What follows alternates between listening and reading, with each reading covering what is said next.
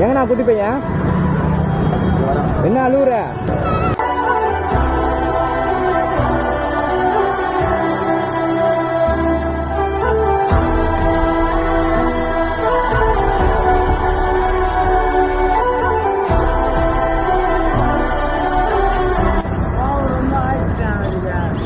என்னடா அழுவுற?